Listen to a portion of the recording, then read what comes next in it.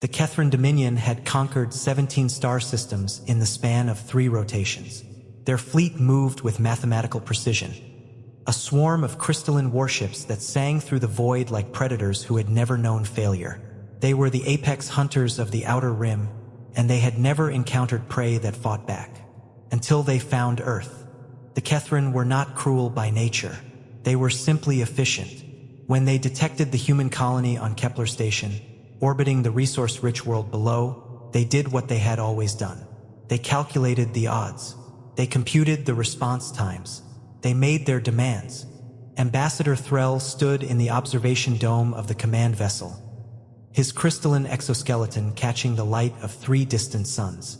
His sensory organs, a network of fractal sensors across his transparent torso, pulsed with the cold certainty of a being who had never been wrong. He extended a proposal to the humans below, broadcast across every frequency, with the kind of patience a god might show an insect. Surrender your resources and your technology. Pledge yourselves to Dominion service. You have 6 hours. The words were not cruel. They were not even particularly menacing. They were simply fact, delivered with the absolute confidence of a species that had never considered the possibility of defiance. Threll waited. The human response came 43 minutes later. Not a surrender, not a negotiation. Just 4 simple words, spoken by a woman whose name was Commander Sarah Chen. We're already moving.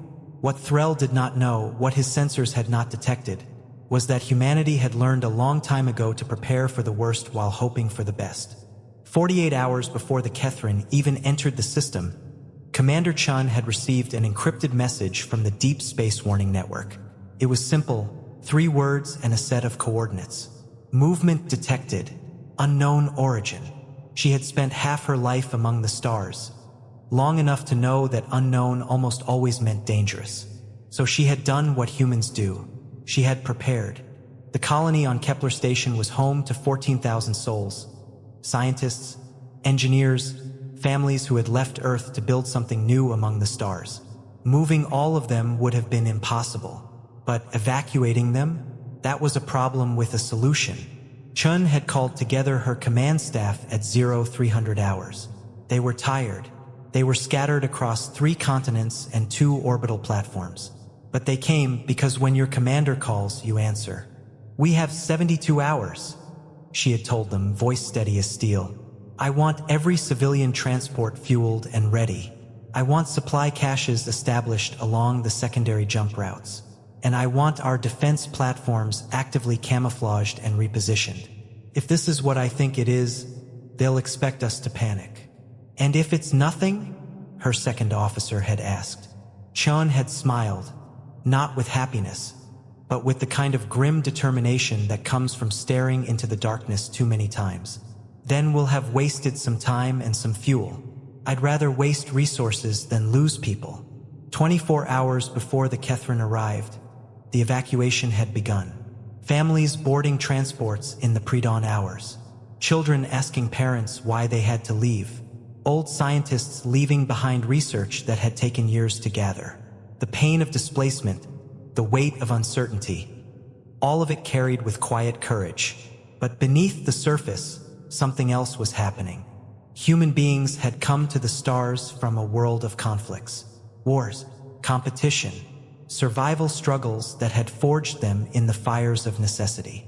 Earth had taught humanity to think asymmetrically, to find solutions in the spaces between conventional tactics, to refuse to accept that the larger enemy always won. Commander Chen had not ignored the Kethran Dominion's display of firepower. She had studied it, analyzed it, found the patterns in their formation, the mathematical predictability of their approach vectors, the way their sensors swept through space in precisely calculated arcs. And she had realized something that Threll, for all his crystalline perfection, had missed entirely. The Dominion assumed dominance. They assumed their enemy would bunch together, would panic, would make mistakes born of fear. They were looking for a species that had never known how to organize against overwhelming odds, because the Kethran themselves had never had to do so. They were not prepared for humans. The Kethran fleet arrived at 0600 standard hours, slipping through the gravitational boundaries of the system with the precision of surgeons. 17 capital-class warships, 42 escort vessels, support craft numbering in the hundreds. Threll observed the system below with the calm of a being observing an equation being solved. His fleet took up position in high orbit. The human response would come shortly, a declaration of surrender most likely, perhaps some pleading. They would retreat their station, consolidate around their colony world, and then watch as the Dominion took everything that mattered. The first human broadcast came at 0607. Kethran Dominion, this is Commander Sarah Chen of the Kepler Station colony. We acknowledge your demands. We are prepared to discuss terms. Threll felt something that might have been satisfaction ripple through his crystalline neural network. Efficient, direct, predictable. The humans understood the reality of their situation.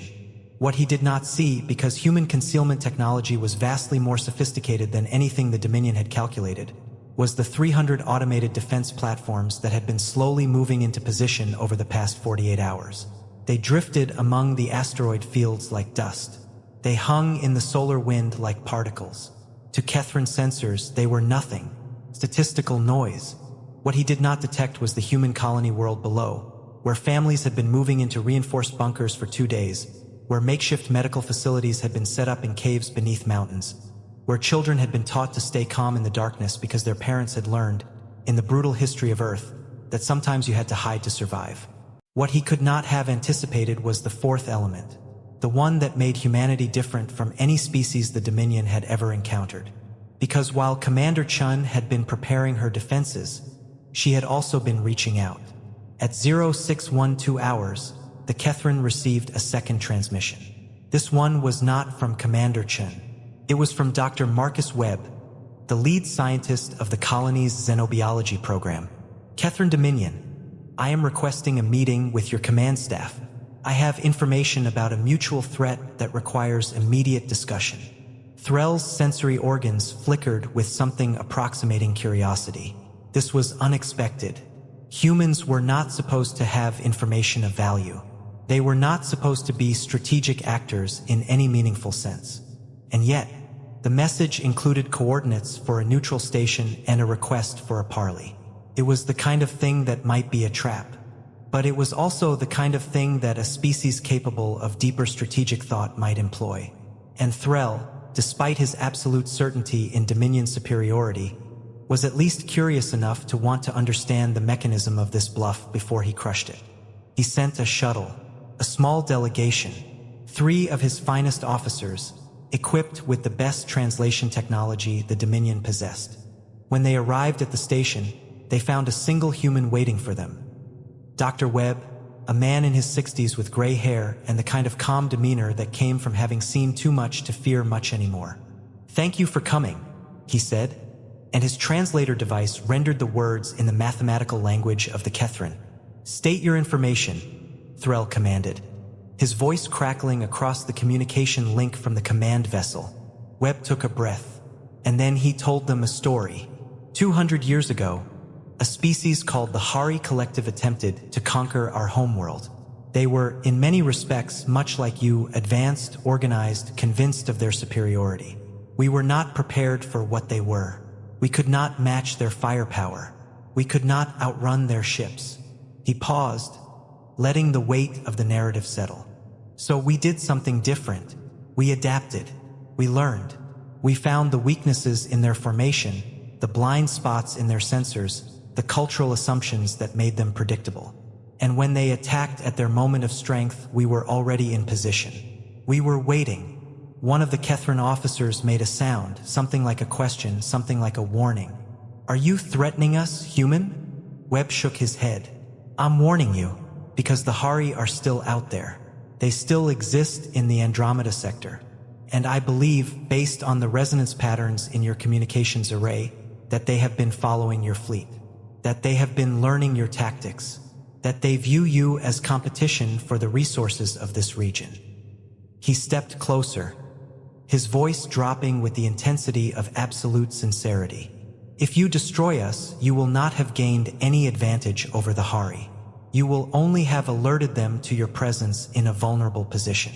But if you allow us to exist, to prosper, to develop our own technologies, we could become allies, partners in facing a threat far greater than yourselves.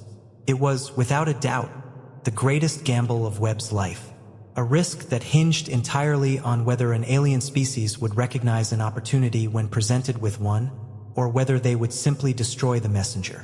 For 1.3 seconds, an eternity in military time, there was silence. Then Threll spoke. "We will scan for this alleged Hari presence. If you are lying, human, your colony will be erased." What happened next was not war, exactly. It was not negotiation, precisely. It was something far more profound, a moment where understanding began to break through the walls of presumption. The Kethran sensors, when directed to the regions Dr. Webb had indicated, did indeed find something. Not the Hari themselves, those coordinates had been educated guesses, best estimates based on ancient databases, but the evidence was unmistakable. Energy signatures, the decay patterns of relativistic drives, the ghost-like traces of a civilization that moved through space with military precision. The Dominion was not alone in this region. And for the first time in its ascendant history, the Kethran were afraid. Not of the humans. No, the fear that gripped Threll's consciousness was far more primal. It was the fear of a predator realizing that there was a larger predator in the jungle. It was the absolute terror of facing the impossible. The possibility that they were not, in fact, invincible. When Ambassador Threll initiated contact with Commander Chen again, his mathematical certainty had been replaced with something far more complex. Doubt, uncertainty, the cold realization that his models had been incomplete. "We require a full strategic briefing," he said, "and a formal alliance proposal." What unfolded over the next 72 hours was a masterclass in human adaptability. Commander Chen did not gloat. She did not demand surrender or tribute. Instead, she did something that the Kethran would spend years analyzing. She offered partnership. Joint defense operations. Shared intelligence. The kind of collaboration that turned a moment of existential threat into the foundation of something greater. The 300 defense platforms were revealed, not as weapons aimed at the Dominion, but as the beginning of a coordinated defensive network. The evacuation procedures were transformed into a blueprint for rapid mobilization. The tactical positions that Chen had secured were explained as the optimal coordinates for unified operations against larger threats. Within a week, the Kethran Dominion and the human colony of Kepler Station had established the first joint military command center in known space. The crystalline ambassador and the human commander stood together in the observation dome, looking out at a sky that suddenly seemed far less empty and far more dangerous than either of them had previously imagined. But something else had happened too, something that Threll's crystalline mind was still processing. When he had arrived at Kepler Station expecting to find a cowering, chaotic species, he had instead found organization, preparation, sacrifice, families torn from their homes not in panic but with purpose. When he had expected surrender, he had found strategy. When he had anticipated weakness, he had discovered something that his entire civilization had never truly needed to develop: the capacity to hope in the face of impossible odds. Months later, when Threll stood before the Dominion Council to present his findings about the human species, he began with a single observation. "We have made a tactical error in our categorization. The humans are not a primitive species that simply possesses advanced technology. They are a species shaped by scarcity, by competition, by the fundamental understanding that survival is not guaranteed. They have evolved to solve problems that we, in our abundance, have never needed to confront." He paused, his crystalline form catching the light of the chamber. They prepare, they adapt, they refuse to accept defeat before the battle is even joined. And perhaps most importantly, they do not demand perfection from themselves. They only demand that they try. In the following years, the alliance between humans and Kethran would transform the political landscape of the Outer Rim. But more importantly, it would transform the Dominion itself. Young Kethran officers began studying human military history, not to mock it but to understand it. Kethran scientists began collaborating with human researchers in ways that produced innovations neither species could have achieved alone. The Hari threat never materialized in the way Dr. Webb had predicted. But it did not need to. The alliance itself had already changed the game entirely. What no one could have predicted, least of all Threll, was how deeply the Dominion would be moved by one simple human gesture that occurred during the 6th month of the alliance. Commander Chen had been wounded in a training exercise, nothing life-threatening, but enough to require recovery time. Threll, following what he believed were diplomatic protocols, had sent official condolences. What he received in return was not a formal acknowledgement, but an invitation. He found Chun sitting in a small observation room, looking out at the stars, and she had simply asked him to sit with her, not to discuss strategy, not to review military deployments, just to sit. In human culture, Chun had said quietly, when someone you respect is hurt, you stay with them, you show them they're not alone. It's a small thing, nothing strategic about it, but it matters. Threll had remained there for 6 hours, silent and crystalline, processing the significance of an action that had no tactical value whatsoever, an action born purely from compassion.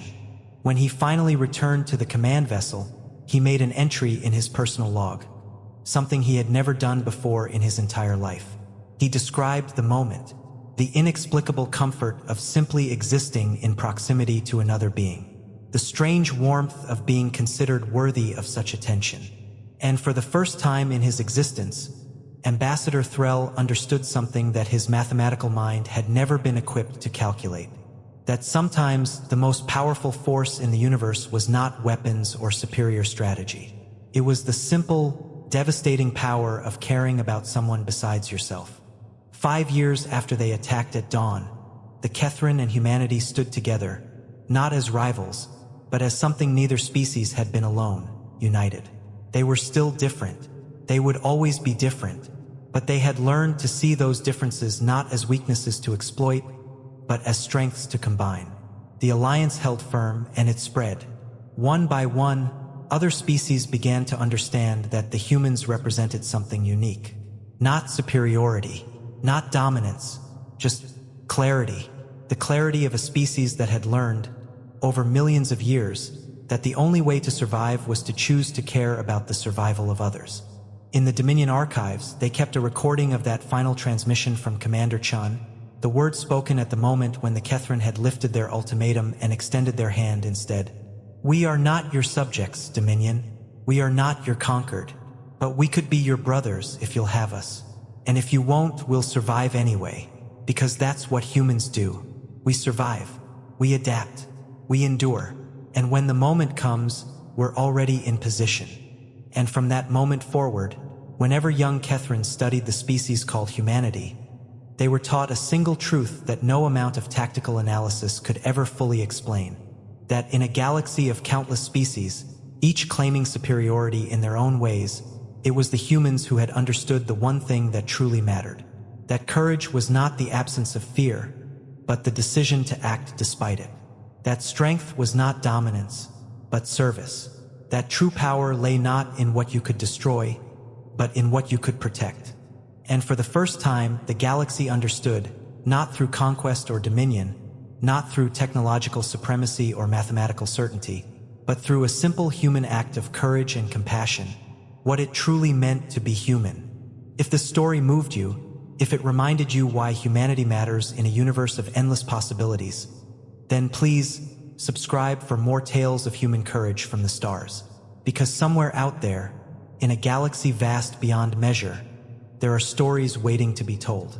Stories of how we survived, how we thrived, how we became something greater than ourselves. We are human, and we are never truly beaten because we're always already in position.